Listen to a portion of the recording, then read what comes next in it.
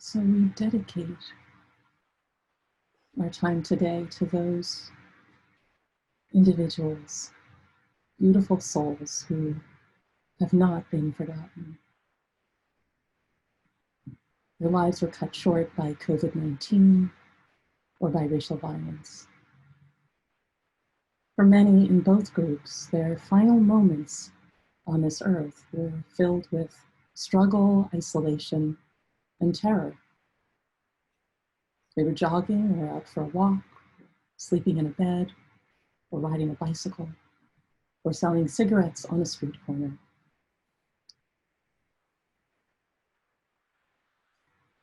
Their necks were underneath a police officer's knee, casually choking the life out of him.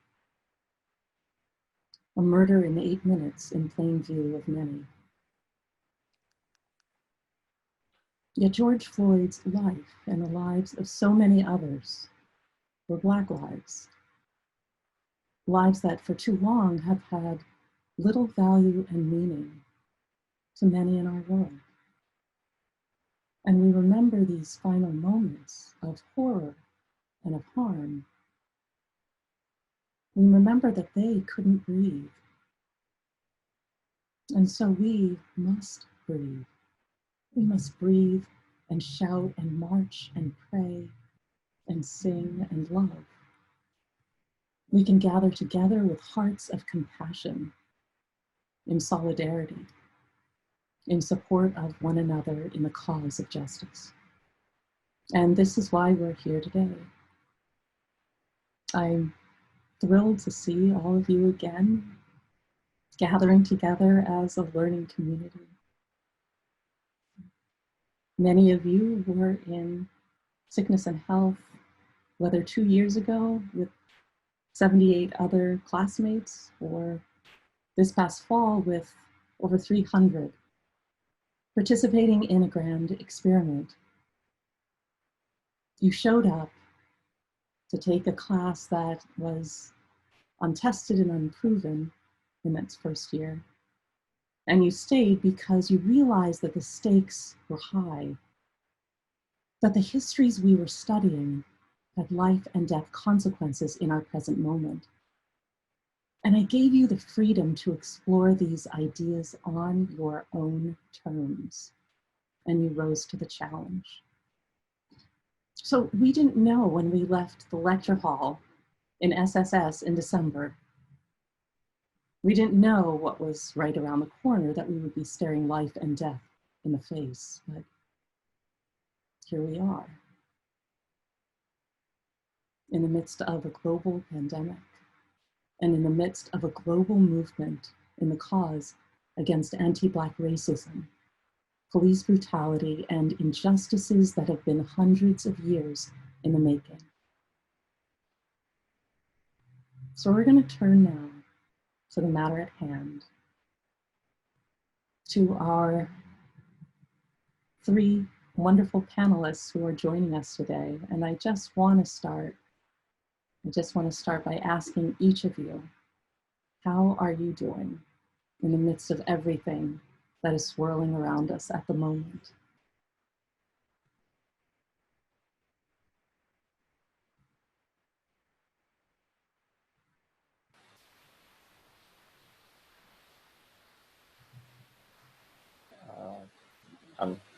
I can go first. I'm doing better today. Um, I think the last few weeks have been hard. Life is hard in general, and I think this semester has been trying in a lot of expected and unexpected ways, just due to having to adjust to COVID-19. I think what's made the last couple of weeks particularly hard for me was, not just seeing, George Floyd killed, Breonna Taylor killed, other folks killed the way they were. But at least in the case of George Floyd died about a mile from where I went to college. You know, uh, the neighborhoods that were burning up, as a consequence of, riots and protests were neighborhoods a lot of my friends grew up in. And so I think it's been particularly taxing, dealing with that emotionally, and also trying to mobilize people and resources in whatever way. And I think, last week, talking, with Sam, Faith, and Professor Roberts before today, um, last week I had my anxiety was higher than I think it's ever been. And I wasn't really in a great place, But I think today and this week, slowly but surely, I'm finding myself able to kind of turn back to things and like getting more out of days than I've gotten out in a while. And today in particular, I think it's been a good day. Um, so despite kind of the uncertainty of the times and, all that's kind of weighing down, you know, I'm better today. It's wonderful. Shall we turn to Faith next? For me, it's a trying process. Definitely, like Demar said, every day is, you have to. It's a different day, and you have to look at it better than the next. I just know for myself, for the past couple of months, I've dealt with COVID personally, losing my uncle 1 week, and then 7 days later losing my grandfather to COVID. And like we can go into more details about the systemic effects of medicine that played a huge role in both of their deaths. But just having that on a personal level, that was just, it was being right there in person. It definitely changes your experience. And then you're watching the news and they're like, yeah, Black people are dying. All these people are dying. You're just like, it did heighten your anxiety a lot more. And we weren't able to bury my grandfather and my uncle until May. And then like the next week after that, all of this policing in America started happening. So it's like you go from one moment to the next moment. It's like you have to take a minute and catch your breath. So it's an everyday process for me. And now I'm going back into the clinical world, and everything else is like, the clinical world is all shifted because of the pandemic still. So it's a whole new normal, I would say we're, have to adjust to. So, yeah. Thank you for that. And Sam, we'd love to know how you are in this moment as well. Yes, I mean, everything that Faith and Demar just said, of course, with some different and unique perspectives of mine. I haven't lost anybody to COVID. So I'm so sorry to hear that. I know several of my family members have lost close friends. It's unimaginable at this point, the toll that it's taken on people's lives. I think personally, what echoes for me is the day by day approach, because I am quite literally overwhelmed, like I think a lot of us are, with many emotions. I'm, tired, I'm angry, I'm sad, I'm grateful, right, to see all of this community and the movement, but I'm also skeptical and just so many things going on for me right now. So I really check in daily with myself. And, even watching the tribute, it's emotional, right? And I had to keep myself from crying, right? As we're sitting here, and I thought about it and I'm like, wow, I'm sitting here and I'm not even allowing myself to feel what's going on, because sometimes it's just too hard to feel all the time, right? And so I think part of me too is I have my guard up as well, emotionally lately, and I'm trying to grapple with that. Absolutely. I echo so much of what's been said as well. These are difficult days, and it is a kind of moment by moment work to figure out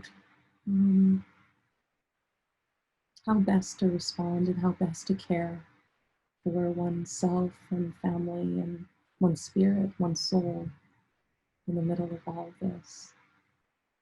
And so with each of you being in different disciplines, different specializations, sociology, law, medicine, public health, could you give us a sense of where you think we are right now? A way of just cutting through the confusion and giving us a lay of the land as you see it. Where are we right now?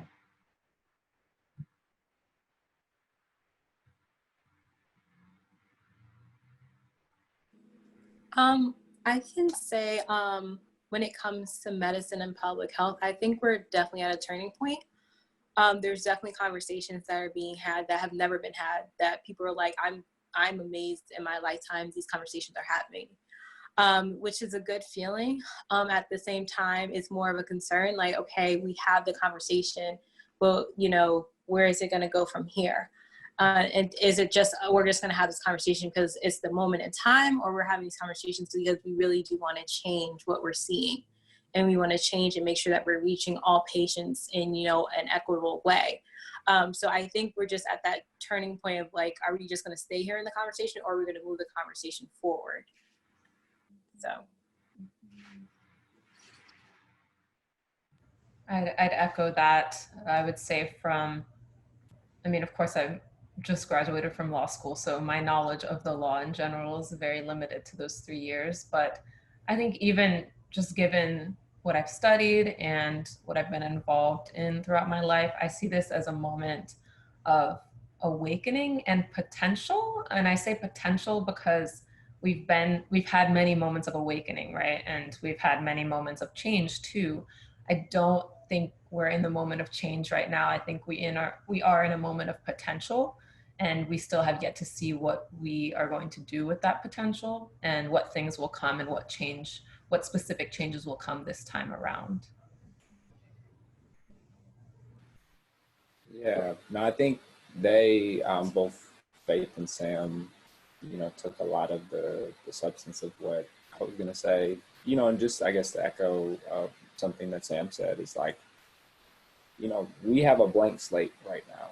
You know, I think the way history goes, you know, there are times in which history repeats itself, and there's times in which, you know, we get new opportunities to address time old problems or things that have lingered or continue to perpetuate themselves. And so, you know, this is a moment, you know, possibility of imagination and even reimagination. So like reimagining how we can, you know, potentially address different problems that are, you know, plaguing our country or even killing our country for that matter. So yeah, I mean, I think I also balance some skepticism about, you know, kind of what may come from certain things that are happening in this specific moment. But I think, you know, given the momentum, there's been a big momentum shift, you know, given, you know, the fact that we've been in the midst of the pandemic. You know, we've seen, you know, things happen in the middle of a pandemic that have also happened prior to. But because of the pandemic, it's created a certain level of awareness that I think certain social issues around policing or health or racial violence in general just don't often get, even though they should. And so, you know, I think to that end, I don't know how long that momentum will ride out, but I'm optimistic that, you know, because of the moment we're in, you know, we can make the most of it, you know, but it is ultimately going to come down to different decisions being made, right? And also how people are going to sustain the opportunities that this moment is presenting over time, and not just, you know, showing up one week or showing up, you know, another week. Absolutely. Do you all have ideas and things that immediately come to mind where you feel like there are particular topics, themes, or ways of thinking that are missing from the present conversations?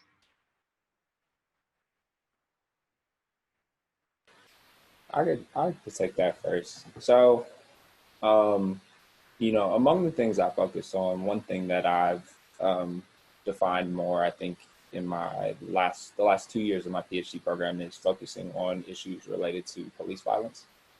And so, you know, what's interesting to me is, and I think, you know, many of you who are on social media in one form or another have probably seen at least 6, maybe 7 different like campaigns be mobilized since last Thursday, you know, all around like, what do we do about policing, or what do we do about the police, right? And this can range from, you know, calls to defund the police, or calls to abolish the police, or to demilitarize, and this and that.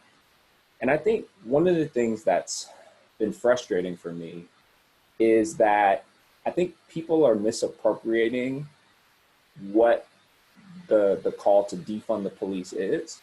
And I also think and here's what I mean by that is that, you know, I've seen a lot of people get on television and say, you know, and even be at protests, say we need to defund the police, you know. But for certain audiences and certain activists in particular, their call to defund the police is coupled with a call to dismantle the police and abolish policing altogether, right? It's not just we're going to take this one thing and forget about the rest.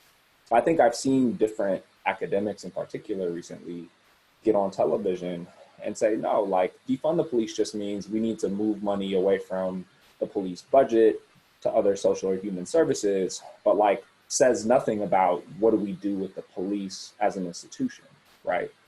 And depending on who you're talking to, that actually might be what they're saying. But for abolitionist organizers, that's not what they're saying. And so I think there's a lot of confusion around that right now. I think there's also confusion around like, what is abolition? What does it look like? Who are people who historically have taken more of an abolitionist stance than not? And I recognize that, you know, not everybody may be inclined towards abolition. Some people might not even know what it is. But I think, you know, that's something which I think is an important conversation that's starting to happen, but still needs to be had, is because there's a lot of confusion around the different platforms and what they mean and kind of what the different policies are that are associated with them. So Faith, what is your perspective on this, particularly as you also bring in the question of public health and medicine? So it's been interesting. Like I said, the medicine world has definitely been rocked by both COVID and now police brutality, and really trying to take a stance on it. I think it's the first time that I have ever seen our largest medical association, which is the American Medical Association, take a stance on both police brutality and racism. Mind you, there is no policy in AMA policy for racism. There's nothing there. The reason why I know that is because I was one of the people that have written on creating racism as a public health issue. And it's actually, the funny thing is, it was supposed to be heard at our annual meeting in June last week if we had it, but we weren't hearing any resolutions. So we don't really have a stance on racism at all. And that just says a lot about where the organization needs to go and where medicine needs to go. And I'm glad to see that a lot of physicians on social media and on CNN are calling out, like, no, the systemic issues that we're seeing both in COVID and both with police brutality go back to racism. And we have to address that as the root cause. And that's just huge in medicine. They never use the word racism at all. They'll call it bias. They'll call it something else, but they'll never get down to the root word of racism. And also using the term now of being an anti-racist, not just saying, let me just address my bias. Because I think with just allowing people to address their bias is just saying like, oh, well, this is just how my opinion is, and that's how I handle it. But by telling people they need to become anti-racist in order to really practice medicine, it's a completely different concept, and it's definitely rocked the world of medicine and the people that are in it. And Samantha, what do you think about is missing from our current conversation and our discourses? I think everything that has been said is very spot on. I would say on Demar's point, I think what's missing is really voice amplification, because a lot of what's happening is actually co-opting of words, of movements, of strategies. And as someone, again, who, of course, I've been to law school, I know lawyers do this a lot, and scholars in general do this a lot, right? And I think it's an issue. I think that we need to be amplifying voices and not just taking what they're saying and twisting the words, or taking what they're saying and calling it our own. I think that in general defeats the whole purpose of being anti-racist, because that's a racist tool in and of itself. And so I think that's one of my biggest hesitancies right now. And I will say, I mean, a huge thing that's missing right now in the movement is an acknowledgement of our most vulnerable, right? In our Black community, right? Trans people, trans Black murders that are occurring, two that just occurred today. We're not talking enough about that on the mainstream. And I just think that that's something that we need to highlight, particularly those of us who are not trans, because it's becoming a problem and it's isolating a lot of individuals who, you know, in many ways started this movement or who have done a lot of the groundwork. Absolutely.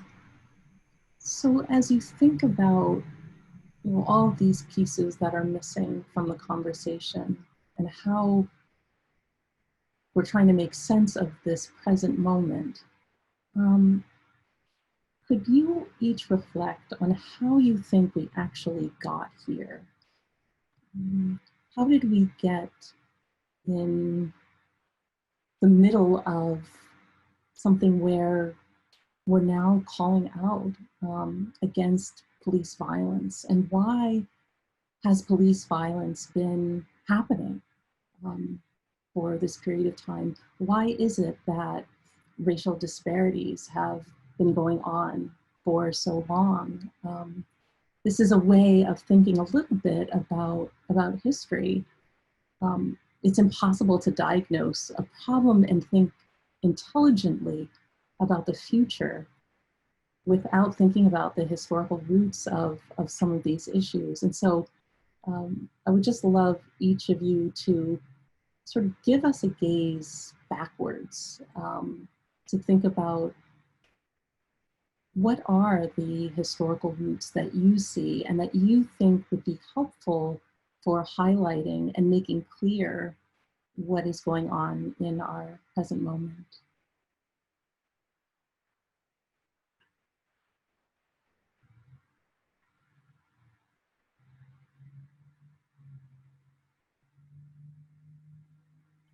Shall we start with Faith? Oh, yes. I mean, I can go. I was just wondering, I don't know, it's kind of weird when people are silent. It makes me uncomfortable.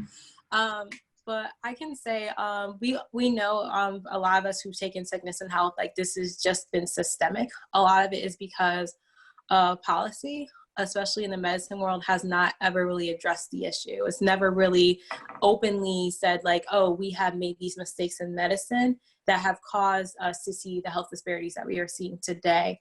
I had Demar on my podcast, and we were talking about, you know, the history of lynching and stuff like that.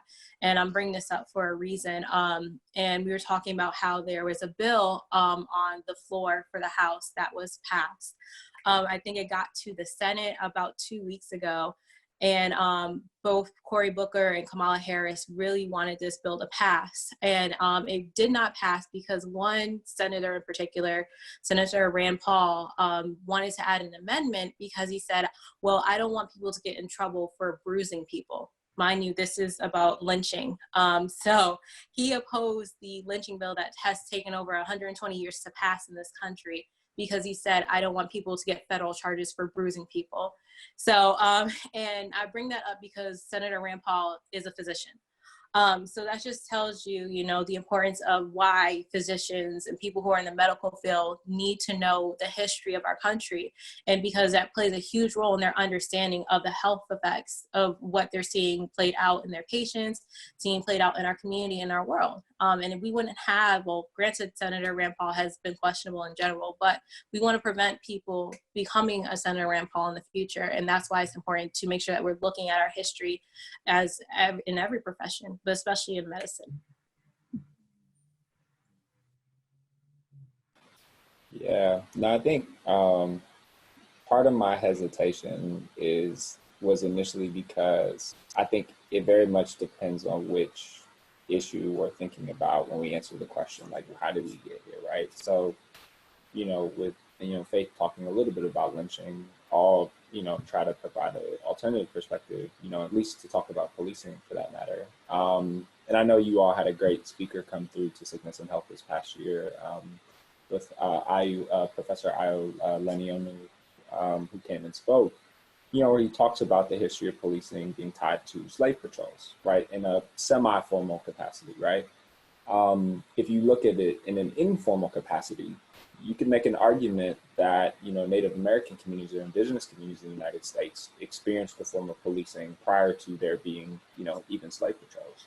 But even, you know, after, as the United States became the United States, you know, there's a way in which policing has to do with the contestation of citizenship, right, as a practice, right, let alone as a formal institution. And there's a way in which, you know, that institution has evolved in different ways and through different histories, right? So it has a different history in California and in Texas, or what is now Texas, than it does, say, in a place like Connecticut and New Haven, you know, than it would, you know, in a place like Alabama. But it's all to say that they're interconnected histories, right? And I think, you know, to that point, you know, there's a way in which part of how policing is able to function, both informally and formally as an institution, is the fact that people are able to be criminalized, right? Or allegedly, they can allegedly be guilty of something, right? And there's a way in which, you know, racism and structural racism, as it were, kind of reinforces notions of who is deserving or not deserving of citizenship, who should or should not be targeted for certain institutions. And that's a way in which people, you know, we decide like who should be incarcerated, right? Who should be stopped, you know, at a stoplight, you know, who should be followed as they're running through a neighborhood just because they're running through a neighborhood, right? And so there's a way in which I think, you know, I often in my work try to think about how are constructions of, where are constructions of criminality coming from? And like, what are the processes that legitimate them? And the answer is there are many. But I think that's something which very much is shaping, you know, what we're dealing with today, you know, even in the recent deaths that we're speaking of, be it Breonna Taylor or be it George Floyd. In Breonna Taylor's case, you know, police officers thought it was okay to go after her partner. So they decided to blaze through their apartment and shoot her in the process of trying to target him. So like, sit with that for a second, right? Shooting somebody, thinking it's okay, we got a report that we're looking for somebody. We know that this isn't the person, but we're still gonna go after them. And in the process of doing that, be shooting carelessly enough that we shoot somebody who we're not even allegedly trying to go after. And then in a case like George Floyd, for, you know, him allegedly using or even using, you know, a fake counterfeit bill, we're going to take his life in one of the most cruel ways imaginable. Like, that is what he is deserving of. That kind of mentality comes from a particular place. And I think for me, that mentality isn't coming from just bad apples. That's coming from, you know, a long history and long legacy of tolerating that behavior and reinforcing and even rewarding that behavior. And so, yeah, you know, for me, I think, in short, at least around that particular issue, you know, I think there's multiple histories to be talked about, both that implicate the police as an institution, but also other institutions that perform the function of policing.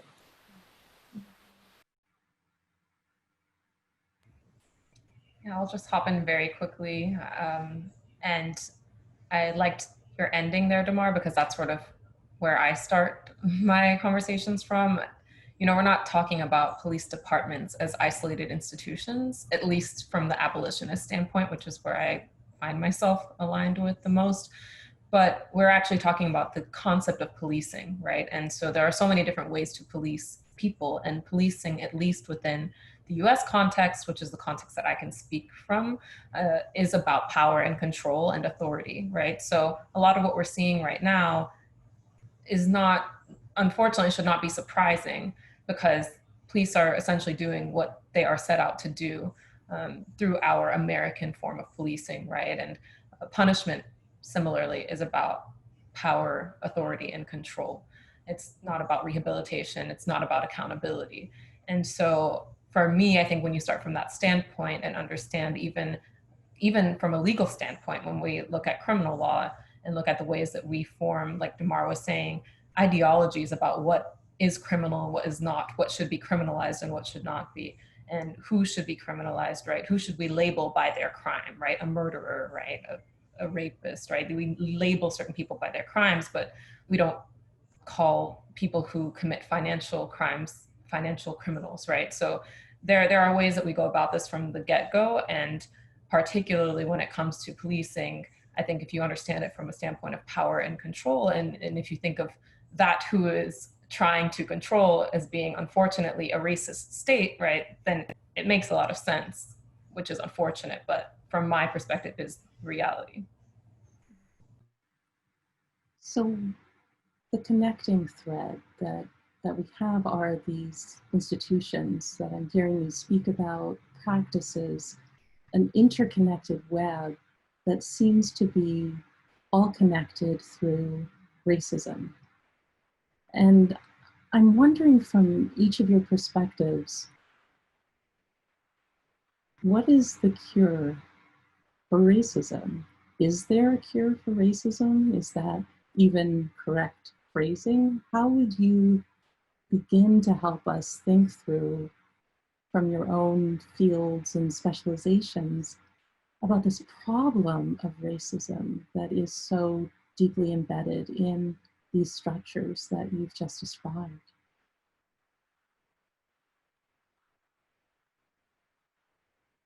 So I can go first. And Sam might laugh because it might remind her of a conversation that we had, well, many a conversation we've had earlier this semester. But, you know, I think for me, I don't think the question is actually solving white supremacy. I think, or excuse me, solving racism. I think the question is how do we address white supremacy? And here's why I say that.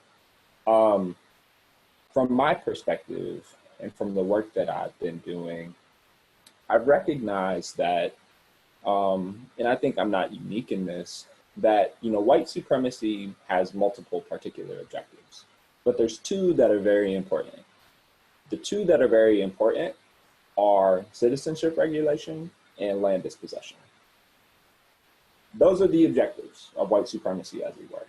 How do we dispossess people of their land, of their resources, of their lives, right? How do we contest their very right to be in every single way possible so that it suits our needs as it suits our needs, right?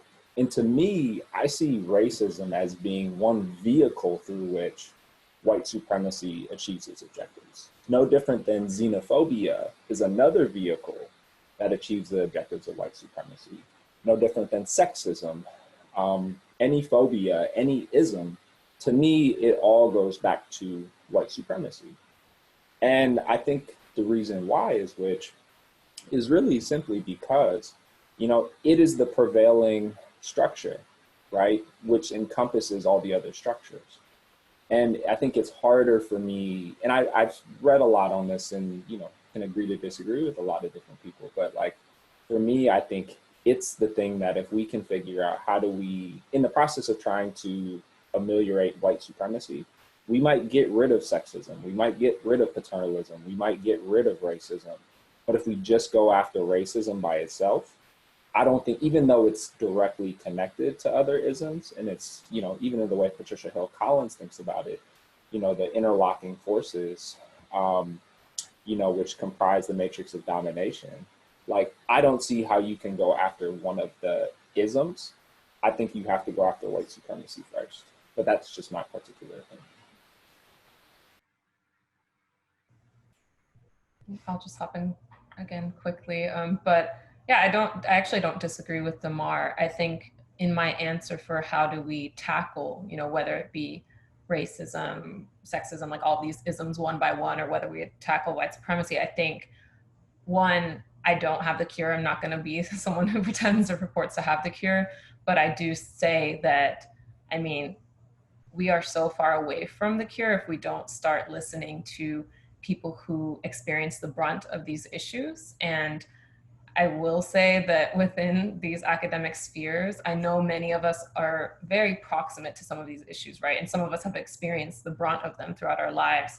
At the same time, this added layer of privilege that we have within these institutions can sometimes distance us from where we came from, or from people who are trying to tell us things that, you know, the society as a whole would deem as not valuable knowledge, right? I think it really starts with all of us. It's inner work as well as outer work. And of course, as we talk about racism or white supremacy, all these things as systemic forces, there will have to be a lot of systemic overhauls, in my opinion. I don't see how we can solve racism or white supremacy without fully undoing what has been done, and that starts from the ground up.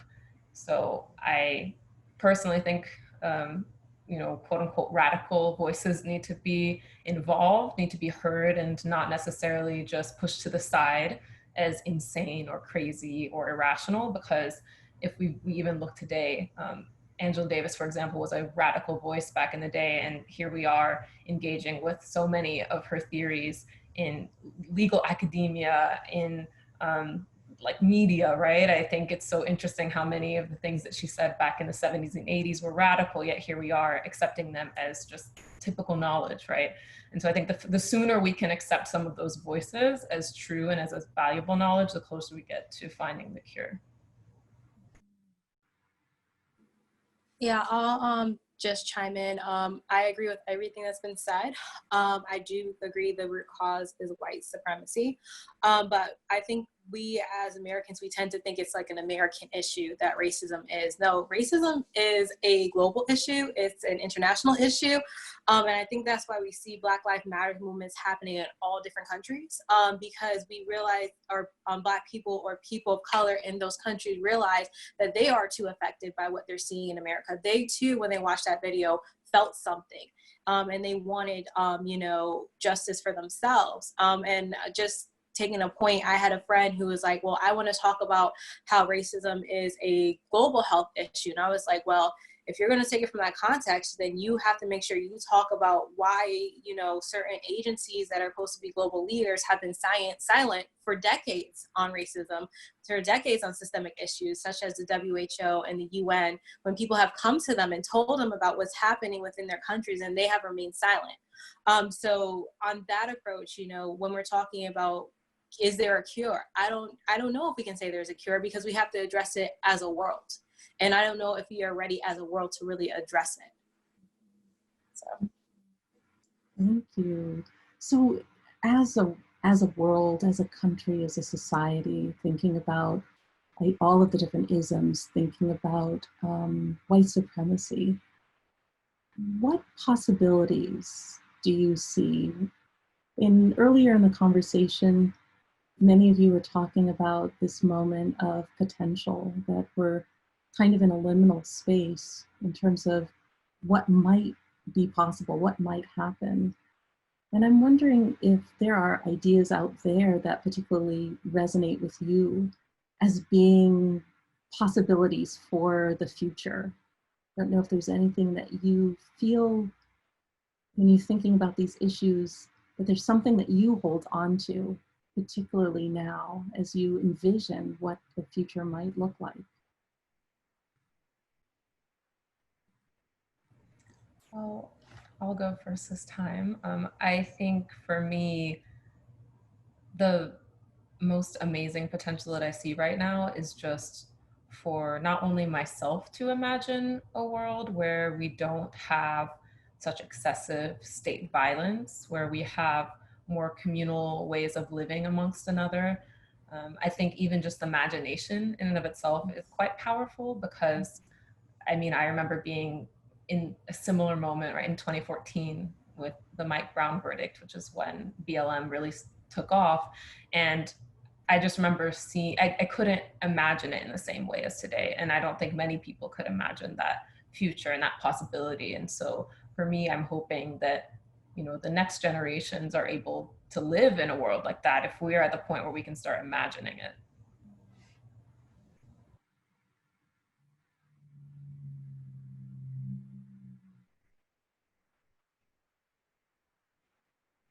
Demar, what do you think?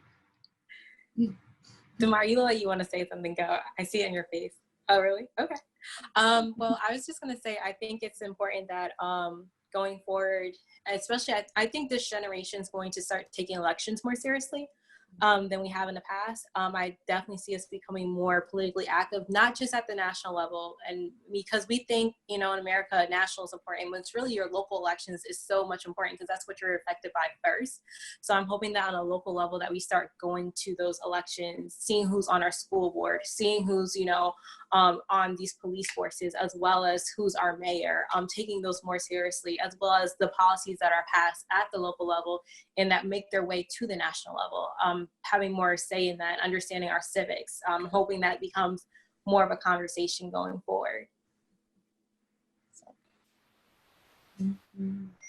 No, no, y'all are more brilliant than I am, so that's why I let you both, you all went first, as you should. But no, I think for me, to pick up on something both Sam and Faith said, I can say it, like, I would like to imagine a world without police, and also a world where policing isn't as prominent a feature of so many different institutions as it is. I think one of the things that's exciting, at least about what's happening in Minneapolis, is very serious conversations about, what would it look like to actually dismantle the police, not just, take money away, but like, what would it look like if we didn't have a Minneapolis Police Department, right? They've already taken actions to pull, resource officers and police officers out of schools, off university campuses, other places in the city. That's very largely, I'm hesitant to say unprecedented, but it's not something that happens often.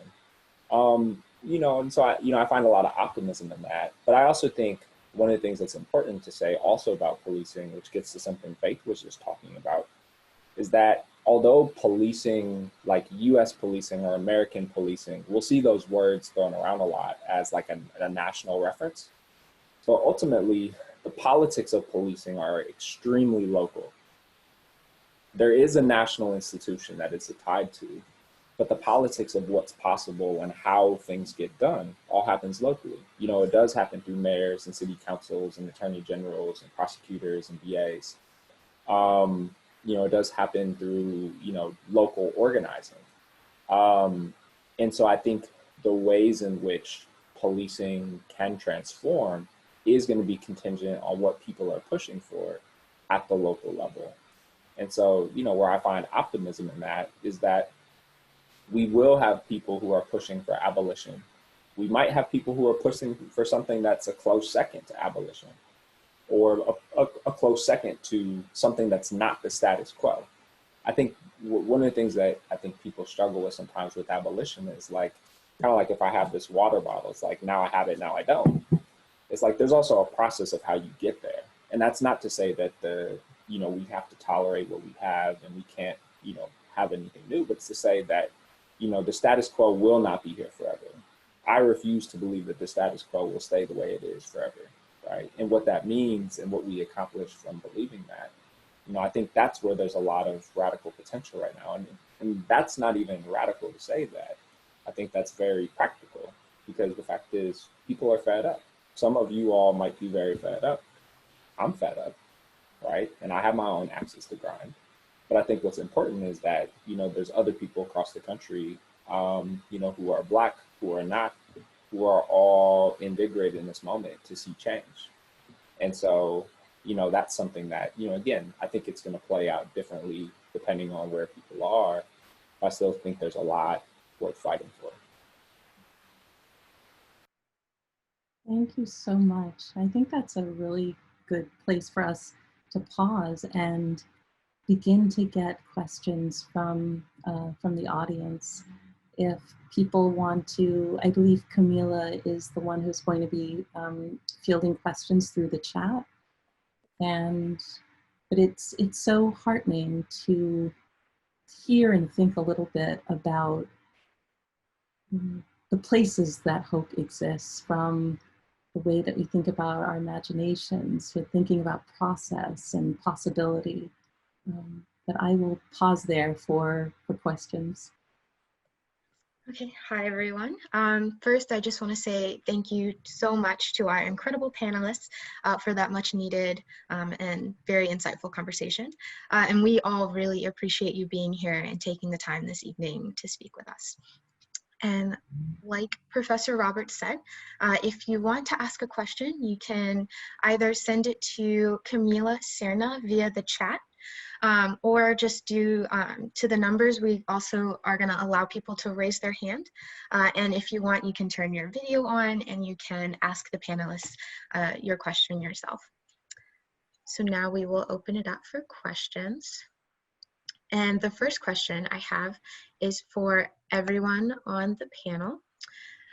So what is the impact, or what impact does police violence have on the mental health of Black communities?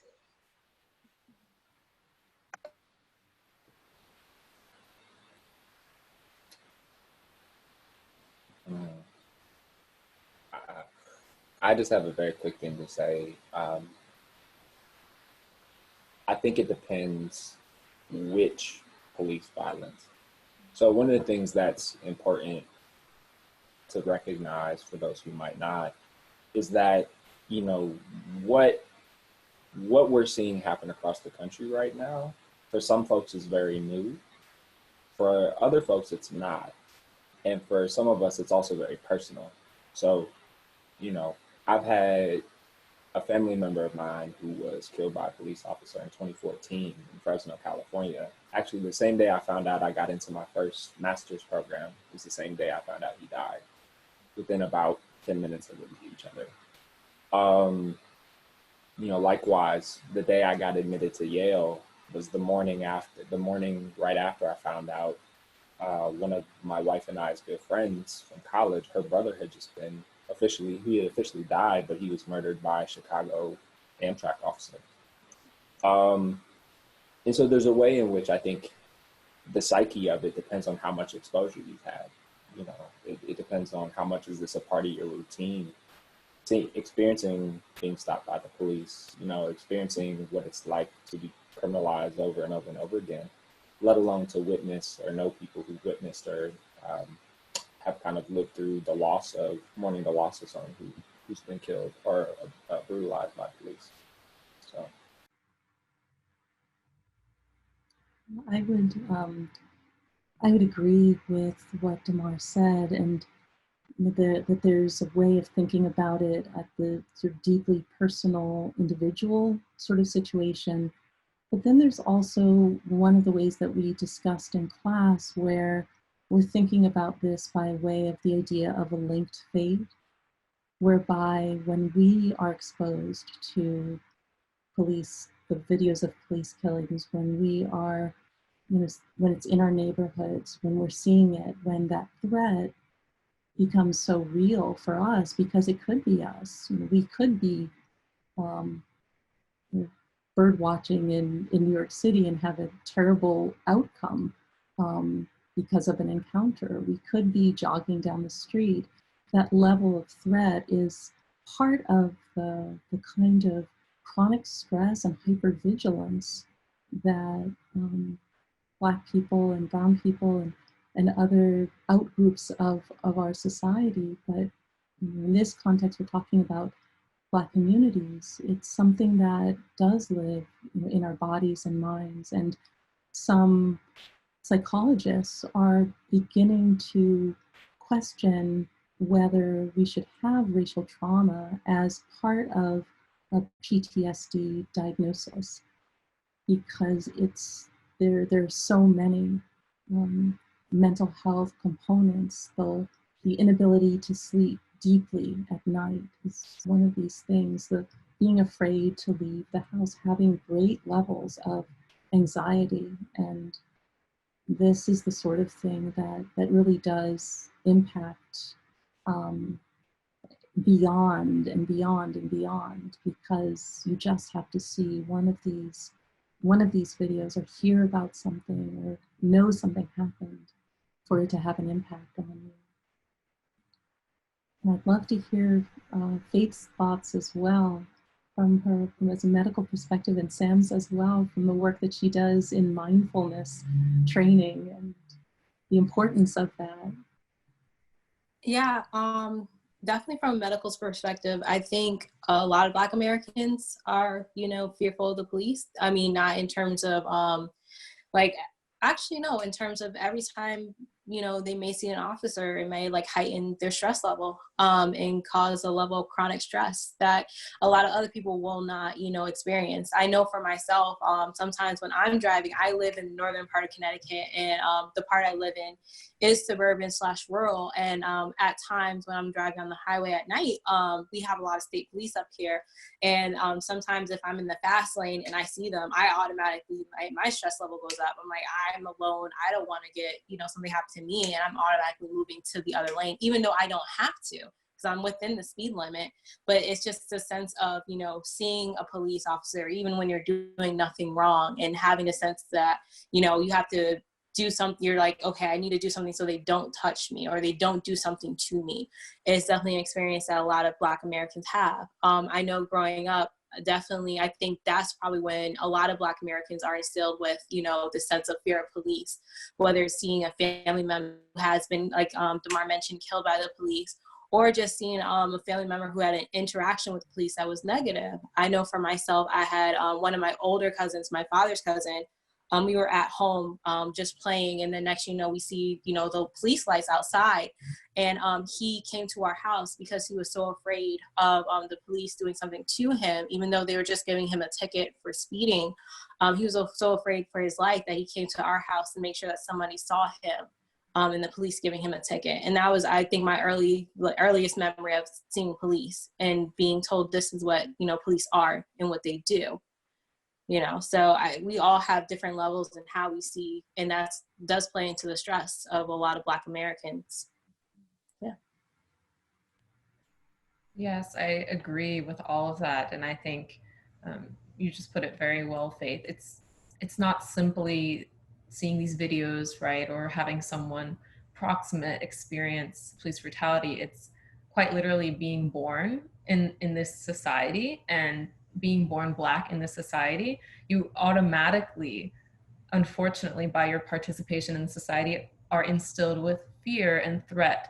And one thing that I do want to say is that, we're talking about police officers, right? And I know Demar talked about how it's local and stuff like that, but from a legal perspective, the state is the police, right? The police are literally an extension of the state. So when you are a Black person living in constant threat and fear, and the entity causing that fear is literally the state and the government that you are the place that you're inhabiting, that is a constant trauma, a daily trauma that you simply can't avoid, right? And I think that in and of itself is something that I've been reflecting on a lot, just how insane it is that this is literally what we deal with on a daily level, and how inhumane it is that we are made to deal with so many other forms, obviously, of racism or white supremacy. But in and of itself, just the fact that we feel this way, and we feel at constant odds, right, with the state in which we live, is something that I definitely agree from personal experience, and also from reading,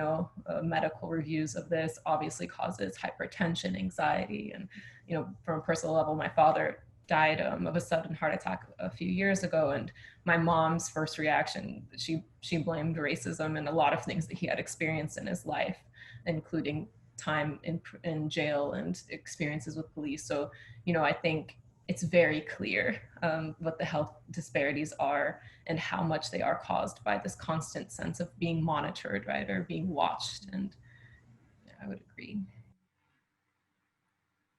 And Sam, just to, I just want to have you say just a word or two about the kind of mindfulness work that you do as a way to think about the possibility of healing modalities in the conversation.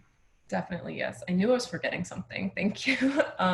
So yeah, I do mindfulness training now. I'm currently getting my 200-hour yoga teacher certification as well. So I do teach yoga, but I'll be officially certified soon.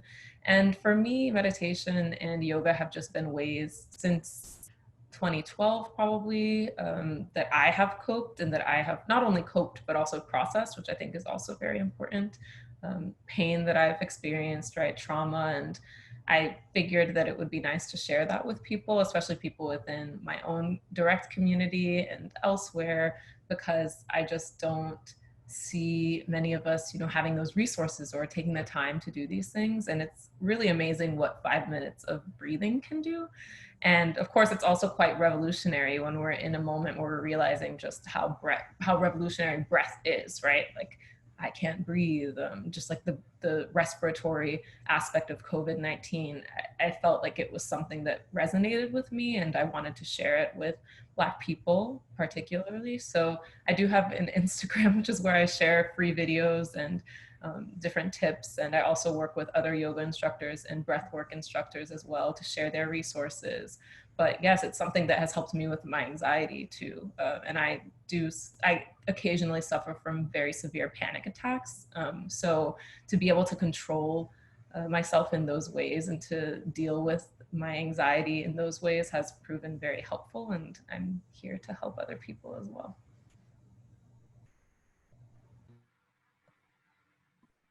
Thank you so much for sharing. Just for clarification, earlier I said that you could raise your hand. I was referring to the raise hand feature, which I see someone is raising their hand now. And we also wanted to say, if you want to turn on your videos during this Q&A session, please feel free to do so. We would love to see your faces. So now I'll call on Kelsey Henry. You can go ahead and ask your question. Hi, everyone.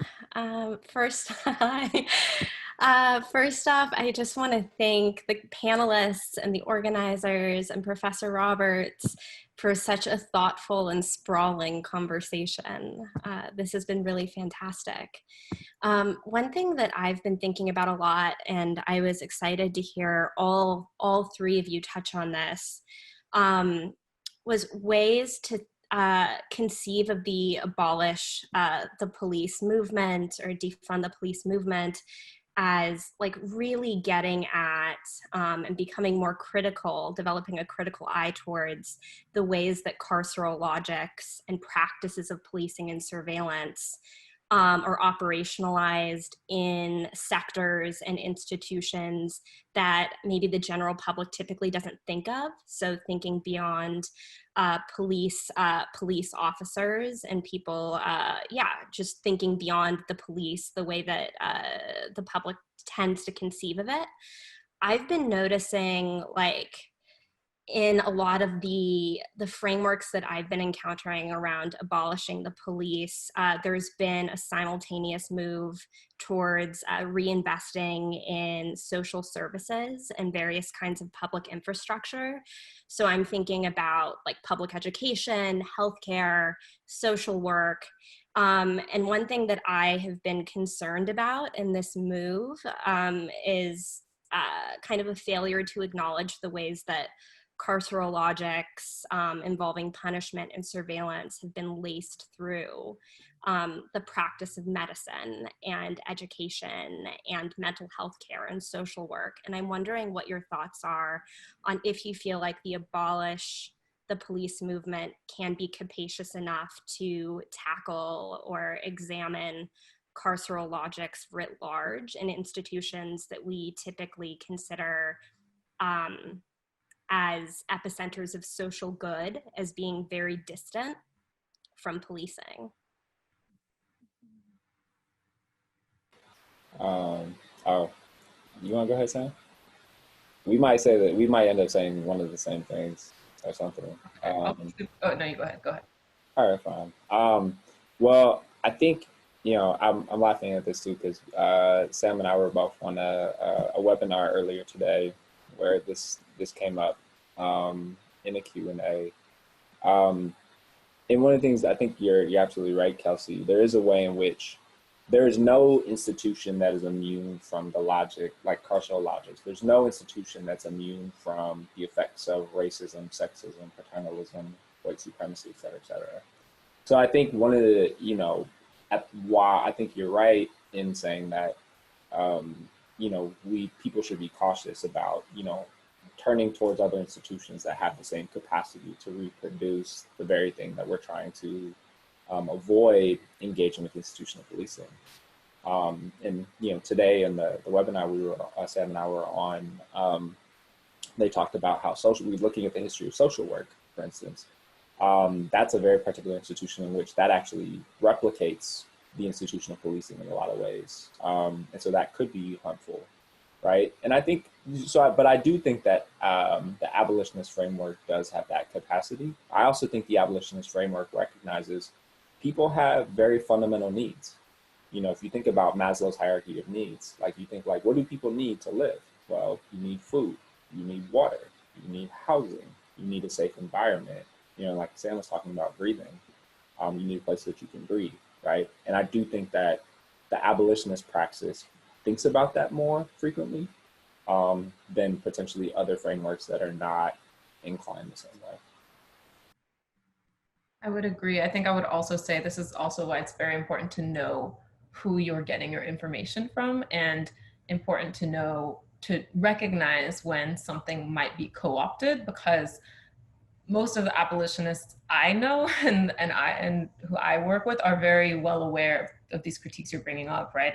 And most of the abolitionists I know are very critical of the education system. I know several who have taken their children out of the education system. I know several who are very outspoken against social services, particularly like child protective services, right? That rip children away from their families. So I think it's important in that way to know where you're getting your knowledge from, and to understand as well that at times people will cherry pick, right? And pick out the things that they like and say, okay, we get it. Like policing is bad. So we're gonna use the abolition framework of defunding and then investing in things that are good. And then they take their things that are good, right? And they're like, white Western education and social services. And they say, we're just gonna reinvest into there, and healthcare, right? That is inherently racist at this point in our country, rather than saying, okay, so you all have this idea, where do you all think we should invest our resources? And abolitionists who are working from a ground level framework will probably have very different answers of where to invest that money, right? But we're not hearing from them right now.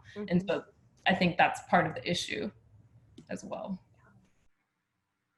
Yeah, I think like everything that's been said has been definitely on point. I just want to go on the issue that Sam mentioned about the education system in America. If you guys need a visual representation of what it's like to be in an urban school, I think 13 Reasons Why this season has done a tremendous job in showing what it's like to be in a policing system within education. They show what it's like to go through a metal detector, what it's like to have cameras, what it's like to have police, and they put it in a white school setting, and how the white students react to this. But imagine if you're Black and you just think that's normal. So I just thought that was an amazing way that they showed what it's like to be Black in the education system, and how the policing within that system, and how Black students are more likely to be suspended or more likely to have some disciplinary action, which in turn kind of gets them already in a systematic way that this is how my life's going to be with police, that I'm always going to be the one that's punished in ways that is not fair, not seen in their counterparts. So I think that's definitely one way to get you guys to see it in a different light than when we're talking about policing. Another way, when we're talking about medicine, medicine is, we know it's inherently racist. And when it comes down to patient ownership, you're more likely to, as a minority, to be blamed for things that have happened to you. They'll likely blame you if you have a disease. Then you're like, well, why do I have this disease? Well, we have this disease because you're Black. And you're like, no, you have to start looking at what is their environment, what are they exposed to, have to take a step further than just looking at the disease mechanisms that we're taught in medicine, but really looking at, the psychosocial factors. And even within the psychosocial factors, look at how that affects that one person and not just a group of people.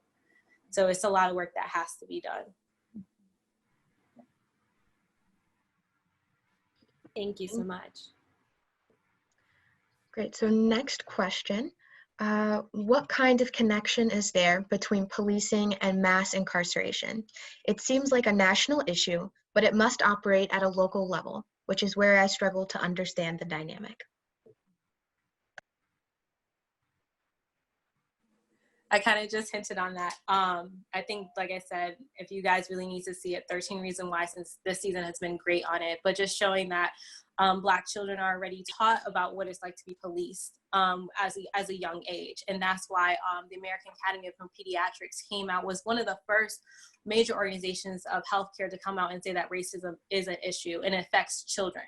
and they wanted people to be shocked because most people don't think about racism and how it's affecting a child, but it is affecting the lives of Black and brown children everywhere, and especially in the education system. And that's because we don't have a lot of leadership in education that looks Black and brown. Mostly education in America is run by mostly white women in the education system. And most people don't think about, the harmful effects that, having a white teacher all the time has on children, but it does. And they're in experience with dealing with children of color, especially Black males. If you have a white female teacher and you're a Black male, you're more likely to have, a lot of disciplinary action than you would if you had a teacher of color who was a female as well. So those are things that we have to start looking at in our education system and seeing how that's affecting the health of children, and looking at how the adverse effects of childhood then lead into policing and the systemic level that leads to mass incarceration. Fully agree. And I would say as well, on the local versus national level, from I guess more of a legal education standpoint, I mean, the federal government has very limited powers, right? So the way that our government works, it delegates to the states to do certain things, right? And policing is one of those things. So the states have the power to police. And because the federal government's laws really only apply to very narrow, portion of things, most laws are created by, that affect us, are created by states, right? So that's sort of why you see, even though it's a national issue, that policing, is quite literally bad and harmful, it's done at a state level just because of the way that our federalist society functions, right? But on top of that, I would say it is also a national issue, and you see across the board similar issues throughout the country, because we have yet to address the founding issues, right, of this country. And so until we do that on a national level, every state will continue to have these issues, right? It doesn't matter whether we're down south like I am right now, or whether I'm back in New Haven, right? I saw the same problems. So I think understanding the national aspect of it is more from a knowledge standpoint and a foundational standpoint, and then you can see how it plays out practically, right? And it's enforced by states from a legal standpoint. Yeah, I don't have a ton to add other than to say the police are the first point of contact to incarceration. Someone can literally not be incarcerated unless they interact with a police officer. In some process of being arrested or detained or transferred, you have to interact with a police officer or law enforcement official, which is effectively deputized as a police officer. And so, part of why, I guess what brought me to graduate school or doctoral programs is thinking about, you could call it reentry, prison reentry, you could also call it social integration, but thinking about the first point of how do we get back to root causes, and how do we think about the first point of contact? And I think, both Sam and Faith laid out a lot and said it very well. But I think one of the things that people often don't talk about, or they talk about in somewhat of a distorted way, is, once someone's arrested, then what? So once someone is detained, then what? Some people live in states that don't have or have eliminated cash bail. Connecticut is not one of them. Connecticut does have a cash bail system. But some states have eliminated that, where, they're not going to detain people before trial. But there are some people who spend years just waiting for trial once they've been arrested, right? And a lot of times when we think about the health consequences of incarceration, we're only talking about a population of people who've been sentenced. We're not talking about how much time people are spending in the system prior to, having been sentenced. So, some of the work Sam does, which she's, talked about, but she would probably talk about more, is this thing how do we get people out faster, right? How do we find loopholes to make sure that we show the state's not doing what it's supposed to be doing, or they're unlawfully detaining people, be they an immigrant, be they not, right? There's a lot of ways in which those institutions are overlapping. And there's a way in which, by using the police, cities and states are able to get a lot of money to incarcerate. Because incarceration is a business. and make that very clear for those who may not know, like it's a business. And so there's a way in which that has to also be, I think, a part of different conversations. Yeah, and I'm not going to take too long, but I do want to emphasize again sort of what I said earlier, that like policing and incarceration, right? Policing and punishment are all about control, authority, right? And power. And so that's essentially, from my perspective, why they're connected from the get-go. And at the same time, I mean, when you talk about people who are behind bars currently, right, it's there's a reason why, and it is business. I agree with Demar, it's for sure business. But there are situations where, for example, if you look at a state's budget, people are like, wait, they're not even making that much money off of this. Like, why are they even doing that? It's an inefficient business. And that's also because part of this is really just about punishing Black people. Like, part of it is an inherent, like, desire to punish Black people, right? And that can't be explained through economics. And that's why a lot of budget specialists look at this and they're like, well, we just need to show the states that they're not making money off of this and then it'll all be fine. But then you realize that that doesn't necessarily solve the problem, right? Because there's something else going on there. And a lot of it does have to do with controlling the Black body, policing the Black body, and punishing the Black body literally for its existence. And I just wanted to like tag on to that as well.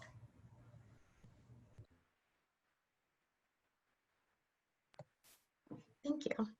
So our next question, is it practical to say that abolishing the police is a solution that works for all communities? It seems dangerous to apply the same solution to all communities when they don't all have the same problems.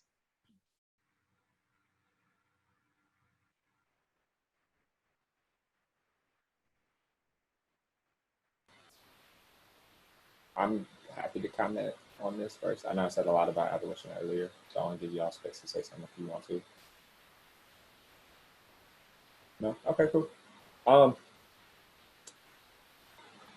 I think it's important for people to understand that abolition is, it has multiple layers to it. But first, it's like, it's an epistemology. It starts as like a belief system, a thought process. It's a way of knowing and imagining and understanding the world.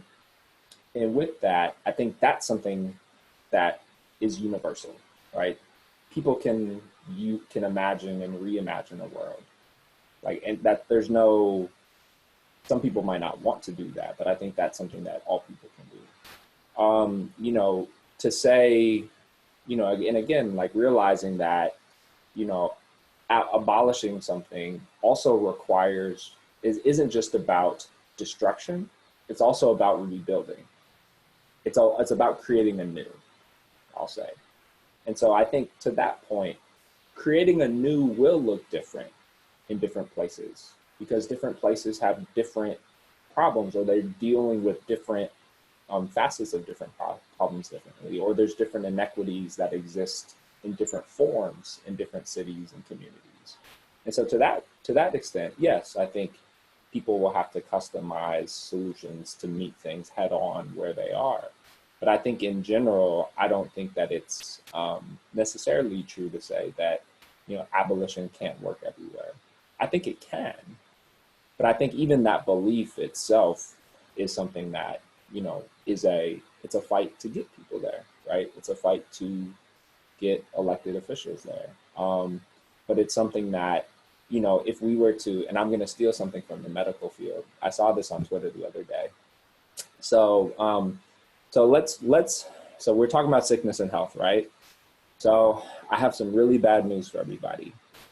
You all have cancer, okay, right now. And I'm apologize if this is triggering because I'm not trying to be funny about this. I'm saying if you all had cancer, your life is on the line.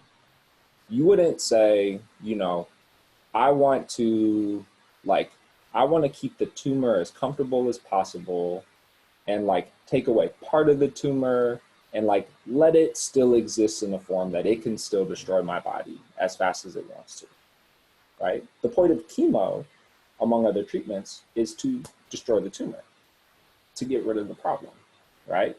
So in that sense, that is abolition, right? That is, you get rid of the thing that's reproducing the problem that's literally taking away from your life, right? And if we think about in other examples, I think the understanding abolition makes sense because it's what we're used to.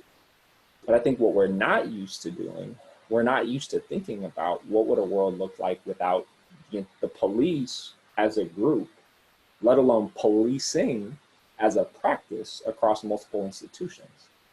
We may not have seen that world, but that doesn't mean that that world can't exist. Yeah, and I want to jump in.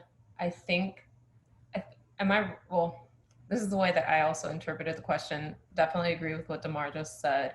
And at the same time, I also want to say and challenge the question a little bit too, because I think policing is a problem everywhere. Even though police officers might work for white communities, right? Those same police officers are broken window policing in Black communities. And that means, for people who don't know that term, that means like lurking around, like sitting in their cars waiting for something bad to happen, right? And you might not see that in your neighborhood if you're non-Black, but that's a problem. And so the issue is not, okay, well, the police work for certain communities but don't work for others, so we should keep them for certain communities and abolish them in others. Like, that won't work, because the police and policing as an institution, like I said, and as a concept, is from the get-go policed and controlled certain bodies over others, right? So I think just the question in and of itself, I'm having a hard time understanding, because there is no way where a police officer or a police department that is broken window policing a Black neighborhood but helping a white neighborhood, there's no way that we can just say, okay, well, that police department can stay, because they're still doing something wrong, even though they might be doing some good, right? And I think that's something that we need to challenge as well. Yeah, and I'll just be really quick. But I think we have to turn the question on its head and say, how have we normalized the policing that we're used to in our communities? And that how have we changed our society in a way to be okay with it? And kind of look at, okay, well, if we're going to kind of abolish the police, then we have to really look at the society that we made it normalized for policing to take place at these local levels, at every community level. They have to start looking at, how is this society, how are we okay if this section, I grew up in Windsor, we have different sections of Windsor. How is it okay for people in Pequannock, which is a very wealthy side of Windsor, versus the people in Wilson, for Wilson to have more policing than Pequannock? Why is that okay in our community? What is a thought process at the people who live in this community about why Wilson's considered the bad section and Pequannock's considered the good section? So we have to look at our community, and then we talk about, the abolition part, and like saying like, well, if it's good or not. So yeah.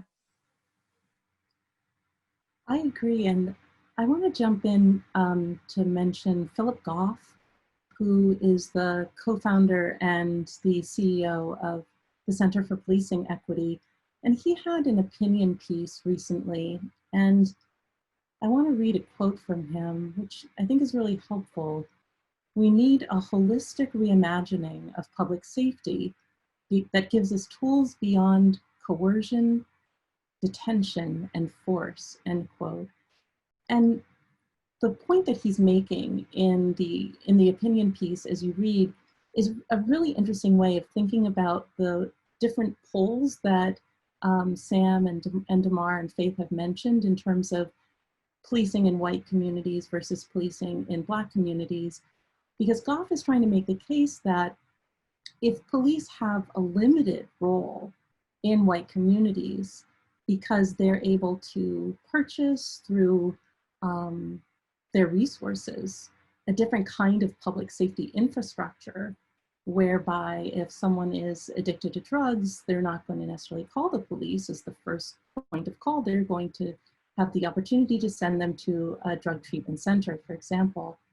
And so Goff is using the case of redirecting resources to talk about the fact that what is happening when we think about non-police solutions is already occurring in societies that might be living side by side. And so I think that as we think about non-police solutions, there are already so many examples of things that we can do. And rather than thinking about the kind of reconfiguring that needs to happen, I think that the reconfiguring that is possible it doesn't have to be as hard a sell. And that's the case that Goff is making in this piece.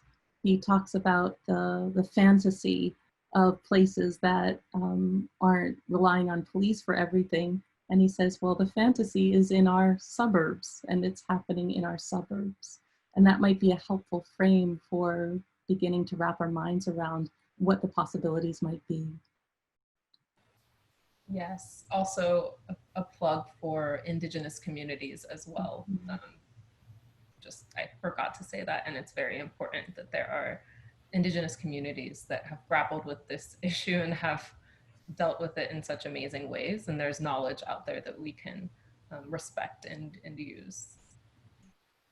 Yeah, and I think I would say too, one of the things, I think it is important to think about non-police solutions to policing, or solutions that are happening outside of the specific institution of policing. I think one of the things that's also important to realize is that, you know, there's ways in which, you know, we as a country, I can say this for certain, we as a country have never tried any form of police reform that's not been counteracted by something else that's happening in the environment where that reform is taking place. So whether that be, you know, trying to attempt structural police reforms, but cities committing and doubling down on gentrification and revitalizing either predominantly Black communities or communities that they want to increase the economic value. Those things happen in parallel. And so I think there's a way in which one of the things that we have to be careful about when making recommendations about non-policing solutions is that, you know, where are the police in the presence of the non-policing solution? Are they still an actor in existence? Because that poses a threat, right? So think about the integration of communities, right, of predominantly white communities. Like when Black folks were starting to be able to move into majority white communities, and that was okay, right? They were then, that's integration, right? That's just housing. But then what happens? Alongside that, we see policing of their right to be, not just by their neighbors, but by the actual police, by the actual state, by other institutions. And so I think, you know, and this is where I think some of the co-optation of messaging is important to be mindful of, is just thinking about, you know, it's important, yes, we do need non-policing solutions.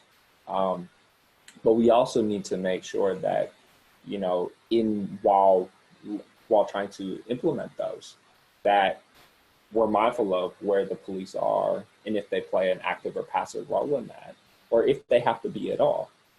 Because that's not something that I think we as a country have done a great job with when it comes to structural reform, particularly with the institution of policing.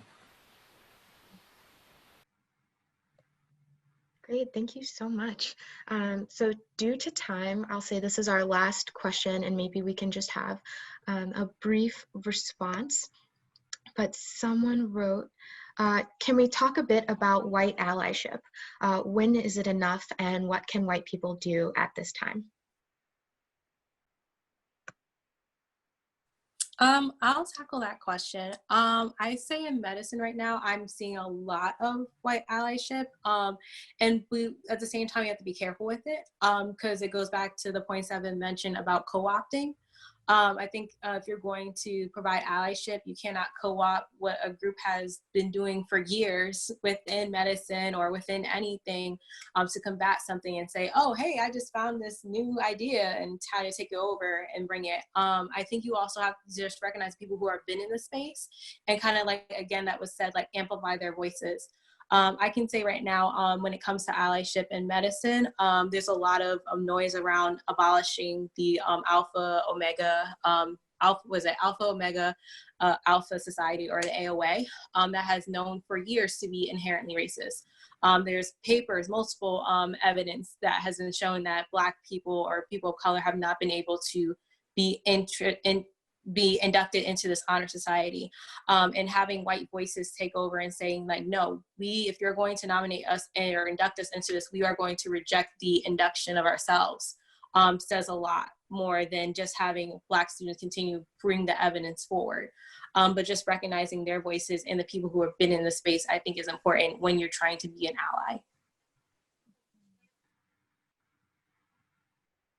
Yeah, I'll be very quick. I think white people need to either be down for like radical revolution or honestly just not be a part of the conversation. I think within the Black community, we're going to be having these conversations about reform versus abolition.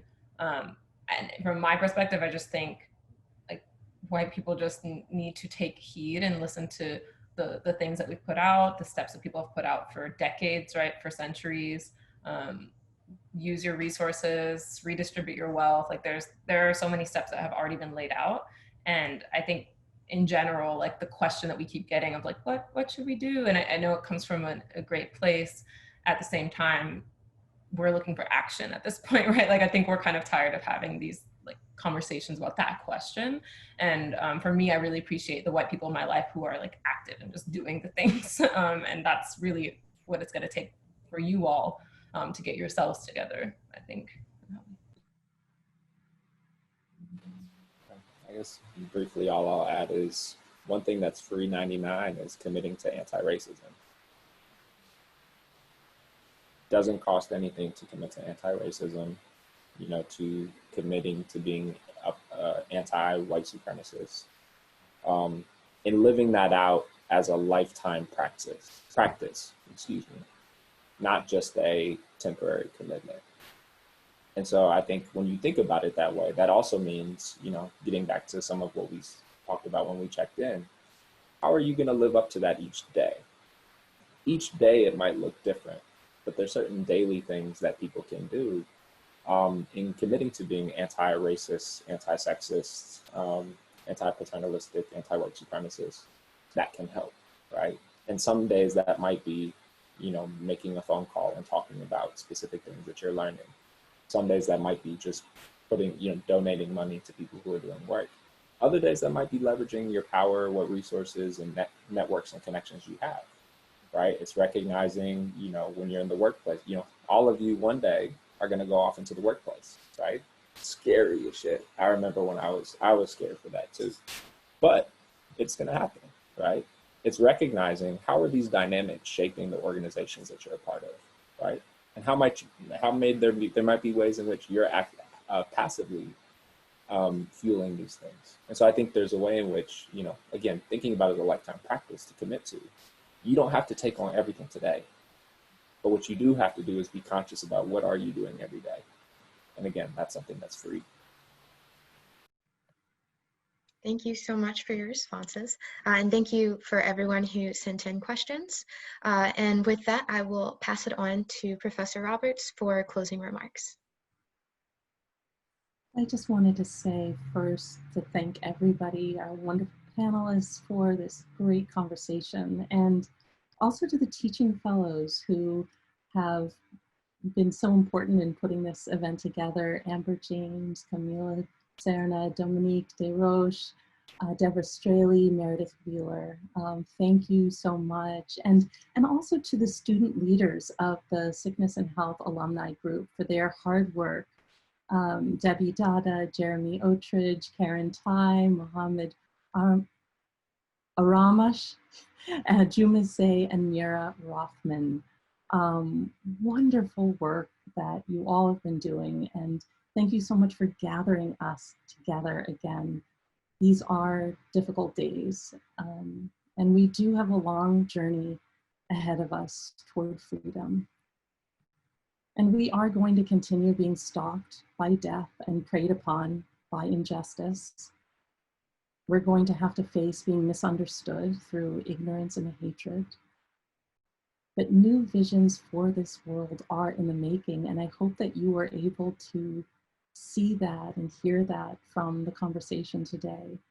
And so for the students, we need you to stay awake, as Demar was saying, to stay focused, and for all of us to understand that in so many ways, this is a personal kind of journey inward, as well as taking to the streets, being involved in activism, speaking out when you see injustice, but also caring for your souls and your spirits, remembering that you don't have to have every conversation, that you can choose your battles, that for some of you in previous conversations that we had over the fall, you know, when you're in a situation where you're faced with it day after day after day, do I speak up? Do I say something? Do I speak up? Do I say something? And giving yourself permission to pour love inward for yourselves. I'm also just so excited that you all are coming of age in a moment that demands your ingenuity and your intellect, and that we can envision a new future through the laboratory work you're going to be doing, through the orchestras you're playing in, the poetry you're writing, the theater you're producing. All of these things are part of how we begin to envision what might be possible in this world.